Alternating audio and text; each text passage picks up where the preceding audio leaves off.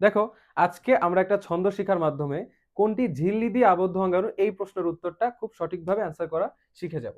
দেখো, তো ছন্দটি হলো মাই প্লাস্টিক গ্লোভস আর লস্ট। তাই দেখো, এটা দিয়ে আমরা কি কি মনে রাখতে পারি বলো তো? মাইটোকন্ড্রিয়া। এই দেখো, এই প্লাস্টিক এটা কিসের সাথে মিল আছে?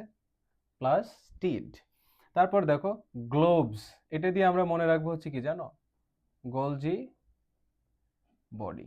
তারপরে দেখো এই যে আর ই, তাহলে ইআর, ইআর দ্বারা কি বুঝায় বলো তো? এন্ডোপ্লাজমিক